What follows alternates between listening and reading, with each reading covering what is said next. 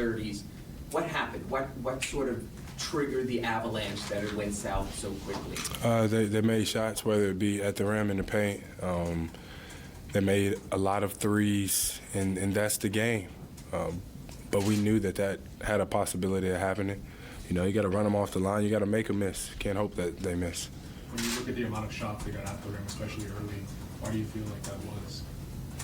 I don't know. I mean, I just feel like we were not protecting the paint.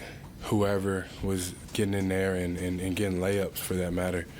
It's all about putting body on body, you know, not slipping in space, being more physical, and protecting the paint. And then whenever they kick it out to the three, you know, close out, run them off the line, and do it all over again because they moved the ball extremely well. Did you feel like on the whole the threes they were getting were significantly better than the ones they got in game one? I feel like it probably was the same, but I feel like they just missed a lot more of them in game one, and we talked about that, you know. Good shooters, great shooters like they have, they're not going to miss those shots. Every single night you got to make a miss. We didn't do that, and it turned out the way it turned out. Jimmy, you just mentioned the ball movement. How much did that play a part into the three-point looks that they did get tonight? Oh, yeah, they was moving the ball around. Everybody was touching the basketball, getting into the paint, making us play out of closeouts, you know. What good basketball teams do, easily correctable. I would like to think so. We've said it time and time again, but we're going to have to go out and do it. It's not going to be easy, I can guarantee you that. But you got to be able to do the difficult things in this league. So you can't replace what Tyler gave you in that starting group, but how do you feel like Duncan pick up that starting lineup with him? I mean, be Duncan. Don't worry about being Tyler. Don't worry about being anybody else except for the best version of yourself on both sides of the ball. Be aggressive like we want you to be. Hunt for your shots. Stay confident and guard to the best of your abilities, you know. Next man up mentality, he is one of the guys that's in that next man up role, but he could do it. Jimmy, beyond just tonight, do you like for the rest of the series what you've seen from Bam going with Brook in the paint? Yeah, we're going to need that from Bam. Probably need a lot more of it as well. Taking shots, making shots, attacking, guarding, rebounding, doing all of those things.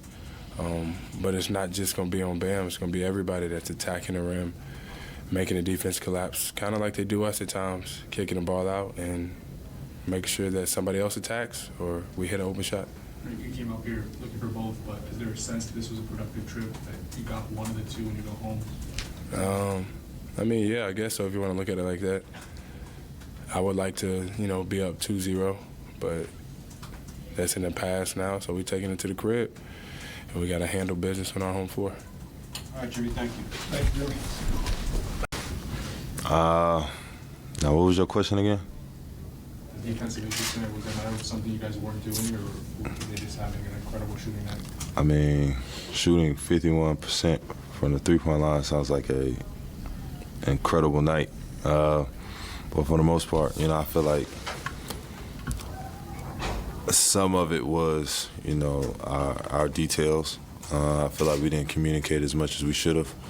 And when it starts to domino effect, you start to think everything's the problem. You know, some of those, they were making tough shots, and some of those we had defensive laps. And when they're able to target and then get Brook going in the first in those first 6 minutes, does that affect the rest of the game once that part of their game's been established? Say it again? Once they've kind of gone to Brook and he had like 6 minutes, he came in the first 6 minutes. You know, I feel like he does make a difference when he's aggressive. And, you know, they're a different team when he's aggressive and they get him involved. When he's not involved, you know, it's one of those things we try to take advantage of.